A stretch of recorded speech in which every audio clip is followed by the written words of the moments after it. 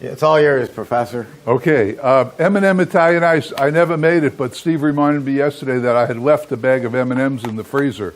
So, a penny errand is a penny saved, whatever. So, the formula for Italian Ice is normally 3-2-1, which is 3 quarts of water, 2 pounds of sugar, and 1 quart of stuff. Right? Stuff. Yes. Used to be the stuff in the cans and the jars, but people aren't using that much anymore, are they? Not at all, now if they listen to us. Right. So I've got a little more water. I've got 4 quarts instead of 3, just because it feels right. And then we have 2 pounds of sugar. So normally this would be 3, 2, 1. But we have 4, because I think it'll handle it. Steve likes me to mix the sugar in the water before we pour it in the machine, even though I don't do that. Yeah, but you get your blades for free. Well, I haven't changed blades in a cow's age, but we'll do it his way, because it's his store and his machine. So we will mix the sugar and the water just to make it easier. My thoughts are, I've got the greatest mixer in the world right there. 234 revolutions a minute, mixing it in a flash. Certainly better than this. But okay, we'll do it his way. So we'll pour the water in the machine, the water and the sugar. Look at him spill. No wonder he needs a bucket underneath. 4, so he's going to spill 1. You check the floor out at the end of the day. From that machine to this machine. Yeah, well, just because I leave the gate open. And this is M&Ms that you saw it happen, but we put them in the Ninja prior to the show being recorded, and all we did was pulverize them. All right, quick question. Do I just take them right off the shelf and throw them in the Ninja? Glad you asked. Thank you. No, the most efficient way is to freeze them, and any candy can be made this way. In my book, I've got Snickers, M&Ms, Milky, but I've done Butterfinger, Heath Bar, any candy you can do, and you can do Baby Ruth. I've done Payday. I recently did Payday. That's a really good one. Take the Payday pieces or any candy bar from the shelf, cut them into little pieces, and then freeze them overnight. The next day, put them in this baby, grind them up to get this, and you're good to go. Genius. Nobody ever thought of that? Okay, we'll start this thing humming. We'll put it on Italian Ice. And we'll start her up. What's Italian Ice? Full. 234. Full. Right?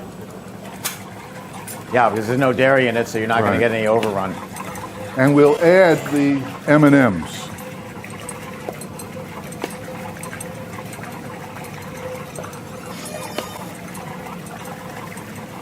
While Steve explains what's going on.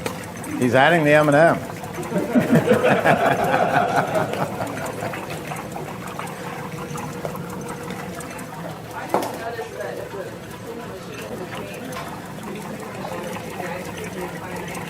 Yes. All I did was rinse it. And now I didn't clean the machine, I rinsed the machine. Yeah. As long as we don't open the door and put our hands in there, we haven't broken the sterility. Well, I did that so too. Just don't tell them. So by just putting water in there, we're not contaminating the machine. And you can literally go 24 hours a day on these machines. There's no such thing as resting them. You'll need to rest. Now we'll turn on the refrigeration. It's mixing pretty good now. And since it's at full speed for Italian Ice, we can go now, I guess. Did you get the mint chip? Should we go now? Go for it. All right. I don't use a timer. Real men don't use timers. That's right. But they do drive Volkswagen Beetles that look like a circus clown.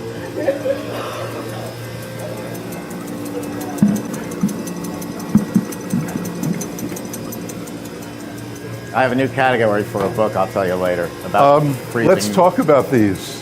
What's that? The adjustable shelf? You Yeah. like it? Yeah, that's something new. We've always had the adjustable shelf on this You know why it's good? CB350. You know what I made? I made a steel platform for when I'm doing pints. So that because mine is only here. Yeah, So I put it there so I can do this. yeah. But And all you have now- to do is, at great cost, change out the two side panels. This panel right here. At great cost? Yes. I know somebody. I know you know somebody. Oh, these panels here, right? Yeah, it's not hard. Is it hard to do? No? No, it just bolts on. I know somebody. Yeah, I know you do. We'll talk. I like that. We'll do a walk talk. How Not in did front of all you these determine the heights? people. 2.5 gallon, and then smaller containers, and then a gelato pan right here. All the machines have this now? Really? Yep. I'd get one now. Anybody else? Well, What? it's freezing. No. I asked him, he said, no, let's do straight Italian ice. To do cream ice, all we would do is add 1 quart of mix to this, which I was going to do, but so be it. We'll just try Italian ices. Has anybody not had Italian ices before? Come on, be honest. Okay. Okay. How many of you call it water ice? When did you leave Philadelphia? Okay. In New York, it's called Italian ice. In Brooklyn, it's called what's it to ya? And down in Philadelphia, it's called Italian water ice. There actually is a difference. Using the bigger machine, the 2 tubs, a New York Italian ice for lemon ice, I'm using 7 pounds of sugar, 14 quarts of water, and 2 quarts of fresh squeezed lemon juice. And the zest, the little specks of a lemon. You take a cheese grater and your knuckles, and you grate off the outside skin. So you have this pure white product with little specks of lemon, and try to keep the blood out. But in New York, I'm Crystal. using 7 pounds of sugar. That's the formula that we like. You go down to Philadelphia, where they changed the name to water ice instead of Italian ice. They like their product smoother. And the way you make it smoother is add 1 pound of sugar. That's all there is. It's a secret to everybody else except for people who tune in to Emery Thompson. So in New York, 7 pounds of sugar for a New York Italian ice. Philadelphia water ice, 8 pounds of sugar. We go back to Brooklyn, where they told you what's it to you, and they don't speak English. It's 6 pounds of sugar, because they make something called a granita or a granite, and it is a very coarse tasting ice. They love it. I don't. But you sell what your neighborhood likes. And then you get up to Rhode Island, and they change the name from Italian ice or water ice or any of those names, and they call it slush. And it's not slush like you get at a 7-Eleven with the bright colors. It's Italian ice with a different name. And that stuff is just absolutely awful. And it's 5 pounds of sugar. But that sells well, so I can't really make too much fun of it because it sells machines. So the difference between all these different products is just the sugar content. So we're going to make a product later. I don't have the recipe with me, but it's going to be a Nilla wafer cookies. And it's a recipe from one of my customers. What? Well, these are the chips that were left over. Well, that's because I didn't take all the ice cream out. I know, I'm going to throw them in. Okay.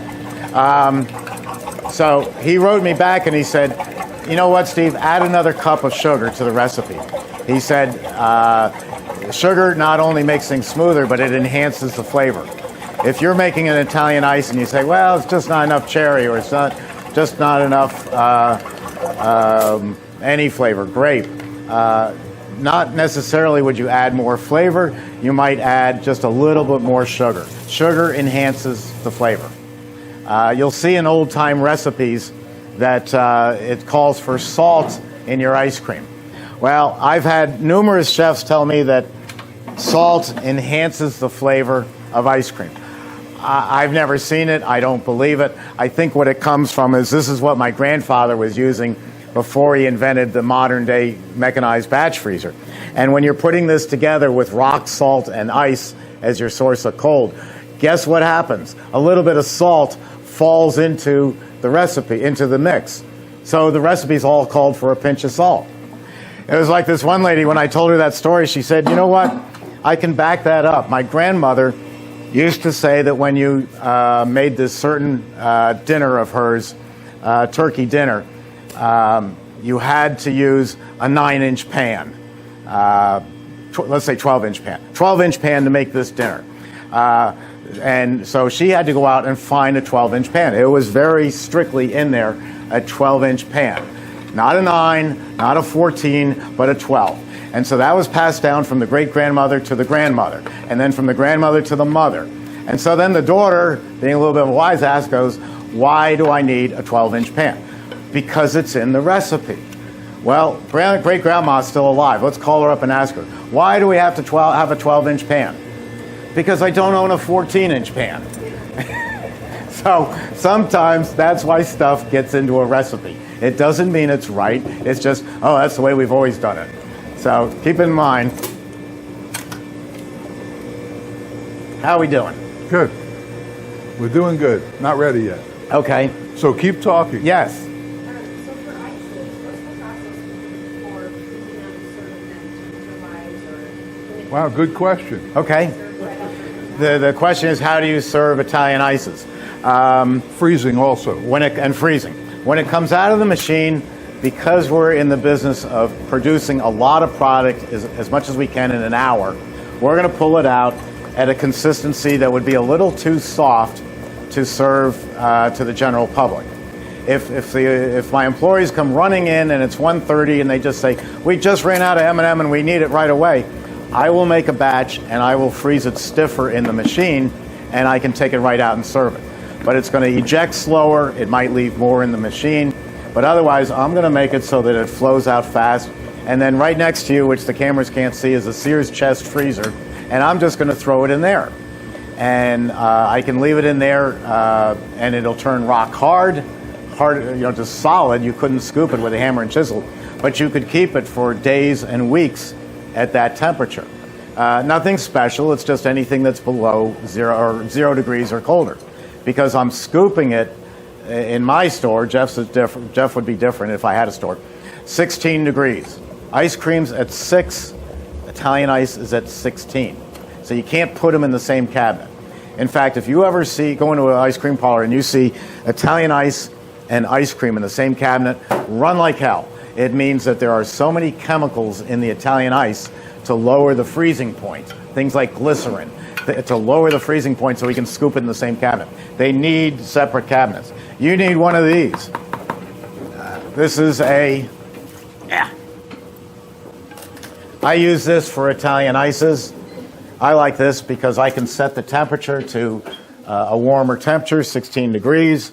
The lid flops over, so when if you go to an old-time pastry shop in Astoria, Queens, and you ask for a lemon ice, in fact, lemon ice is so generic that people walk in and say, give me a cherry lemon ice. Give me a mint chip lemon ice. The term is lemon ice. You see the server flip this over. You see the server's hand going like this once or twice, and then they pull it out and they put it into, in New York, a squeeze cup. That's a 3.5-ounce squeeze cup. If you look it up and try to buy these anywhere, you won't find it under squeeze cup, west of the Hudson River. It's known as a pleated, like a lady's dress, a pleated water cup. And by the time we put the ice in here and crown it over, that's 4 ounces. And we're selling that for $2.50, $3. So the servers back here are scooping like this, moving their arm, and then they put it in here and they sell it to you.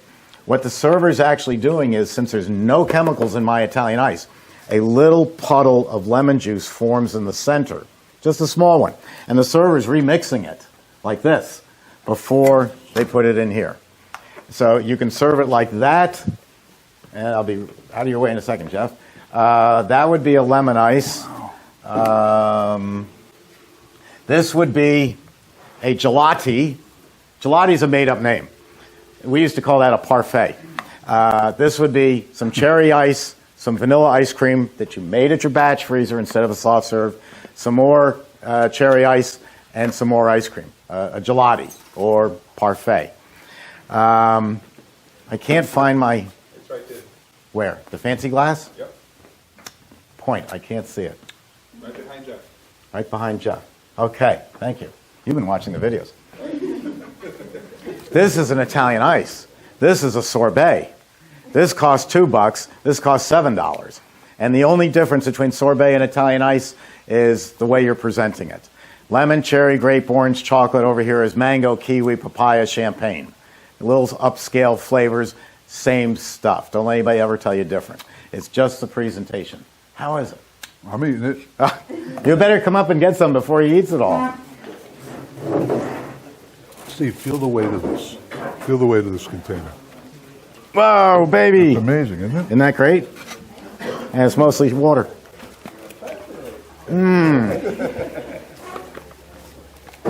Oh, that's good.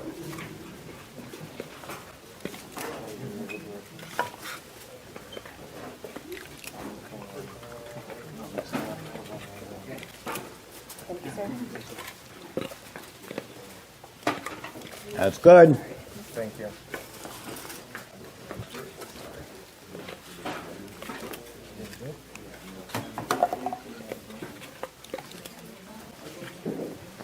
Look at the color on this.